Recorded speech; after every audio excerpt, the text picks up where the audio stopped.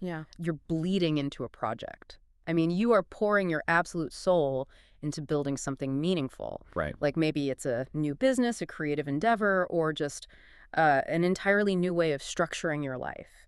And you are in the trenches making real structural Yeah, progress. doing the actual work. Exactly. But then you look up and everyone around you seems completely obsessed with like the most superficial markers of success imaginable. Oh, yeah. You are trying to build this lasting legacy and they are asking you what your new job title is or how many followers you gained this week. It's maddening. It really is. It's this incredibly specific, deeply isolating frustration. It is, because it forces this quiet crisis of confidence, right? Yeah. When the entire room is operating on a completely different set of priorities, the natural human response is to just turn inward. Yeah, to question yourself. Exactly. You question your own sanity. You start to wonder, like, did I miss a memo? Or is the deeper work I'm doing inherently flawed just because it isn't, immediately visible to everyone else? Well, today's deep dive is dedicated to tearing down that exact frustration. We are pulling from an incredibly short piece of source material today. It's an excerpt from Joseph Sachs' Unfiltered Build. Such a good book. So good. And specifically, we're looking at a monologue in it titled The Different Frequency. Our mission here is to decode the hidden scoreboards that society uses to judge success. Right, the invisible metrics. Exactly. We are going to map out the underlying mechanics of why choosing to forge your own path, becoming what Sachs calls an inside builder, makes the people around you surprising and often like aggressively uncomfortable. Aggressively is the right word for it. So, okay, let's unpack this because before we can understand the hostility, we have to look at the mechanics of judgment itself. Like, we really have to look at what people are actually evaluating when they stare you down. Well, the thing is, they aren't looking at you. What do you mean? I mean, they're looking at their own external scoreboard. The vast majority of the business world, and society writ large, honestly, operates on this external framework fueled entirely by vanity metrics. Right. We are talking about job titles, the sheer volume of venture capital raised, company headcount. Oh, the prestigious logos plastered on a client roster. Yes. Or just the visible frenzy of looking busy. The things you can see from a mile away without even squinting. Exactly. And what is essential to grasp here is the psychology behind why these metrics are so universally adopted. Because it's not about accuracy, right? It has absolutely nothing to do with accuracy. A job title tells you zero about a person's resilience. Right. A follower count tells you nothing about the structural integrity of a business model. These metrics dominate because they require zero cognitive load. Oh, that makes so much sense. Yeah, I mean, evaluating a person's character, dissecting their long-term vision, or auditing their operational foundation, that takes hours, sometimes years of deep analytical effort. Yeah. Reading a scoreboard takes 2 seconds. It's just the path of least resistance for social categorization. It makes me think of like a Hollywood movie set. Oh, I like that. How so? So if you look behind the scenes of those classic mid-century westerns, the production crews built these incredibly detailed, convincing saloon storefronts. Right, the facades. Yeah. From the front, positioned perfectly for the camera lens, it looks like a bustling, structurally sound town. But if you shift your perspective 10 feet to the side, you see it is literally just a thin sheet of painted plywood. Held up by nothing. Propped up by a couple of 2x4s, a stiff breeze would level the entire street. And that is the external builder. Wow, yeah, that's spot on. They construct the beautiful facade first. They prioritize the audience's immediate reaction over any actual structural integrity, because the audience's reaction is the only currency they even recognize. The external builder completely outsources their self-worth to the crowd. Their success is entirely contingent on the applause of people who are, only looking at the plywood. Right. Now, contrast that architecture with the inside builder. The inside builder operates in reverse. They are quietly pouring thick, reinforced concrete for a foundation deep underground. Where nobody can see it. Where nobody can see it. And the defining characteristic of the inside builder is their absolute refusal to hand their scoreboard over to anyone else. Exactly. They don't scan the crowd looking for validation. They don't ask if they are winning because their metrics are internal. They know the depth of the concrete they poured today, and they measure their progress strictly against that standard. And that's where the problem starts. Yeah. The friction happens when these two opposing architectures inevitably collide. Walk me through that collision. Well, it's a fascinating psychological event. Imagine an external builder walks up to the inside builder who is, covered in dirt, quietly pouring concrete. Right. The external builder instinctively holds up their vanity scoreboard. They scan the environment for the flashy title, the PR release, the plywood facade. And they don't find it. Right. When they find nothing they can measure, the immediate result is profound confusion. Their primary tool for navigating the social hierarchy is rendered completely useless. And human beings abhor a vacuum, especially a vacuum of status. Yes, exactly. Sitting with that kind of confusion is deeply uncomfortable. So that confusion very rapidly mutates into criticism. They start labeling the inside builder. They do. They call them naive or stubborn. Or they claim they just don't know how to play the game, right? Yeah, but the listener needs to hear this clearly, that criticism is not analysis. The external builder has not examined your foundation. No. They haven't stress-tested your concrete. What you're hearing is simply the sound of a measuring stick that doesn't fit. The sound of a measuring stick that doesn't fit, I love that. They are experiencing the frustration of trying to measure volume with a thermometer. The anger isn't about the quality of your work. It is entirely about their sudden inability to categorize you. That completely reframes the interaction. It neutralizes the sting of the criticism when you realize they aren't rejecting your vision, they are projecting their own disorientation. Exactly. But we have to push further into this because this dynamic rarely stops at mild confusion or passive-aggressive comments, right? It usually escalates into something far more systemic.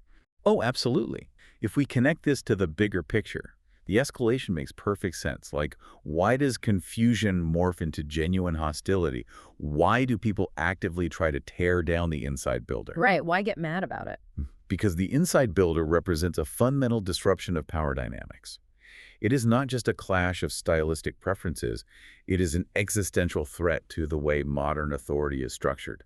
Okay, but how does quietly pouring concrete threaten a power structure? It stems from the specific mechanism inside builders use to grow, which is radical self-reflection. Okay. Inside builders use their own experience as their primary curriculum. They sit with the chaos and the discomfort of their own mistakes. Instead of running to someone else? Right. Instead of running to an authority figure to fix the problem or validate their struggle, they use the mirror as their mentor. They self-correct. Okay, here's where it gets really interesting. But wait, I have to push back on this premise. Go for it. Aren't institutions, academic structures, and professional mentorship programs explicitly designed to help us learn and grow?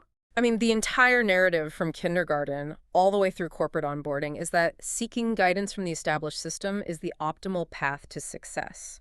So why is self-reflection and self-correction viewed as a danger to these systems? That pushes us right into the core of Joseph Sachs' thesis. It's this concept of managed dependency. Managed dependency. Yes. So, yes, institutions facilitate learning, but their survival depends on ensuring you only learn through them. Ah. An independent learner who self-corrects bypasses the toll booth. They don't need a permission slip to innovate. They don't need the stamp of approval. Exactly. They don't need a formal, highly expensive credential to feel qualified to speak. They do not require the institution to validate the territory before they start mapping it themselves. So if you don't need the permission slip, you instantly devalue the currency the institution prints. Precisely. And this threatens the architecture of almost every system we interact with. Look at corporate America. The traditional hierarchy relies on employees staying inside highly specific, narrowly defined boxes, right? Just waiting for a manager to grant them the next incremental promotion. The system functions on predictable dependence. And look at the traditional academic complex, which basically enforces the idea that uncertified knowledge is illegitimate. Yeah, that's huge. And, the text also highlights a much more intimate version of this, which is the well-meaning mentor. Oh, yes. This one hurts. It does. The mentor who provides great tactical advice, but who harbors this deep, secret need to be needed. Yes. The moment you solve a complex problem without consulting them first, they feel slighted. Their ego is intrinsically tied to your reliance on their wisdom. If you can navigate the maze yourself, you rob them of their savior complex. Managed dependency operates on all those levels, corporate, academic, and interpersonal. Wow. And the stakes for the listener are really high here. How so? Because inside builders are not running around trying to dismantle these institutions. They aren't picking fights or trying to be like corporate anarchists. Right, they're just building. Exactly. Their mere existence is the problem. An inside builder, quietly thriving, is undeniable, walking proof to everyone else in the room that dependency on these systems is entirely optional. Wow. They show the rest of the class that the door isn't locked. You can just walk out without asking the teacher for a hall pass. Yes. And the system cannot allow that narrative to take root. Because the moment people realize the door is unlocked, the system loses its monopoly on authority. So to protect that monopoly, the system generates like an immune response. Exactly. It has to aggressively discredit the inside builder. If it can't measure you and it can't control you, its only remaining option is to create a false narrative about you. Just to make sure no one else gets inspired to throw away their own external scoreboards. Precisely. Because the people heavily invested in their plywood facades absolutely hate the vacuum created by your independence. And since they lack the depth to understand your actual intent, they just fill that vacuum with the easiest story they have on hand. They label you. And the labels are universally predictable. What are they? You are called difficult. You are branded as intentionally provocative. The narrative becomes that you are just out there trying to disrupt things for the sake of your own ego. Which is infinitely easier for an external builder to say, right? Like, she is just a contrarian who refuses to play by the rules. That's so much easier than looking in the mirror and admitting she is operating on a set of core principles that I lack the courage to adopt. Yes, the false narrative protects the critic from their own cognitive dissonance. It's just a defense mechanism. Completely. Oh. But what is fascinating here is how the inside builder actually responds to this barrage of false narratives. Like, what are they doing while the system is furiously trying to label them? Right.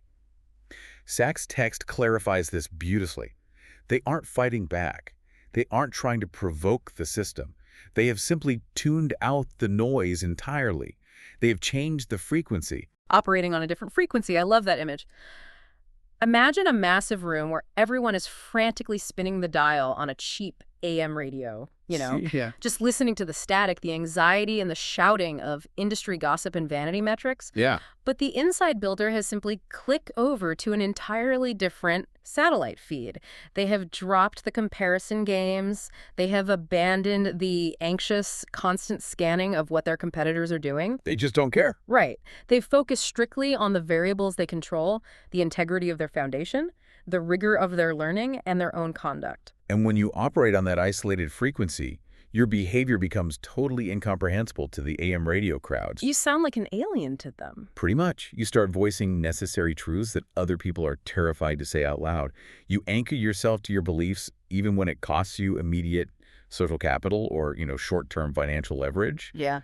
You absorb levels of criticism that would absolutely obliterate someone relying on a plywood facade, and you just maintain your momentum. Because concrete doesn't care about the wind. The criticism just bounces off. But there is a crucial nuance here that independent thinkers often trip over, and the source text draws a really hard line on it. It states, and this is a quote, "Emphasizing a problem is not the same as being broken by it." Yes, that is the distinction between naming a structural flaw and descending into bitterness. And critics constantly conflate the two. Like, if you have the clarity to point out that a specific corporate structure is structurally toxic or that a widely accepted industry metric is completely hollow, the immediate defense mechanism of the crowd is to label you bitter. Oh, absolutely. Oh, you're just complaining because you couldn't hack it. Right. But the text gives us the ultimate undeniable litmus test to separate truth-telling from bitterness. And it's this bitter people stop building. That is so true.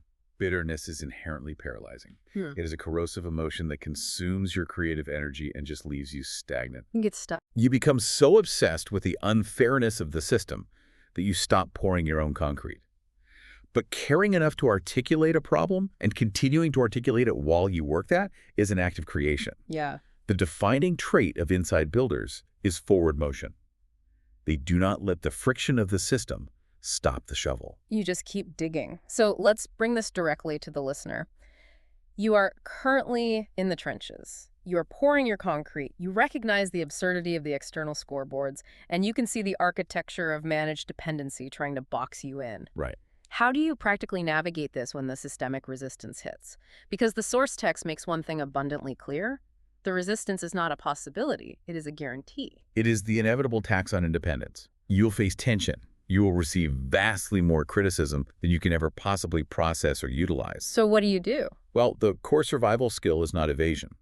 If your goal is to avoid criticism entirely, you will inevitably revert to building plywood facades just to appease the crowd. Which defeats the whole purpose. Exactly. The master skill of the inside builder is filtering. Filtering the signal from the noise. Yes. You have to cultivate an incredibly ruthless internal filter to distinguish between two fundamentally different categories of feedback. Okay, what's the first category? The first category is structural critique. This is feedback meant to actually help you grow. It might bruise your ego, it might be delivered harshly, but it points out a genuine air pocket in your concrete. It reveals a flaw in your foundation. You must possess the humility to absorb that and use it to build stronger. And the second category is what the text identifies simply as friction. Yeah, friction. Mm-hmm. And friction is criticism engineered for one specific purpose: to slow your momentum. Not to help you. Not at all. It is designed to introduce self-doubt and pull you back into the predictable line of managed dependency. It is the system attempting to correct a variable it cannot control. Wow. It offers no structural value. It only offers drag. So what does this all mean? Your ultimate mission, as you build whatever it is you are building, is to become an absolute master of that filter. Yes. You have to develop the capacity to sit quietly with what is real, the hard, uncomfortable truths that actually improve your foundation. And you have to let the rest of it, the friction, the obsession with vanity metrics, the easy, lazy stories people invent to explain your independence, you just have to let it pass right by you. Just let it go. Keep operating on your own frequency because, as Joseph Sack frames it, different people make a difference, and they only achieve that by stubbornly refusing to become someone else's comfortable idea of acceptable. It's so powerful. Yeah. It requires a profound daily shift in perspective. Yeah. You just stop asking the crowd for a permission slip, and you anchor your entire focus on the integrity of the work you were doing in the dark. It changes the entire calculus of how you process the world around you. But as we wrap up this deep dive, I want to leave you with one final provocative thought to mull over, something that builds on the implications of today's source material. Okay, what is it? So we've established that massive systems of managed dependency, corporate hierarchies, legacy credentialing institutions, they're deeply threatened by just a handful of independent inside builders quietly doing their own thing. Right. What happens when a critical mass of people all decide to throw away the external scoreboard at the exact same time? Oh, wow. Right? If millions of people suddenly refuse to hand over their metrics, will the system be forced to tune into this new frequency? Or will the entire concept of traditional credentials eventually collapse, leaving nothing behind but the underground concrete foundations we've all been quietly building? Keep pouring that concrete. We'll catch you on the next deep dive.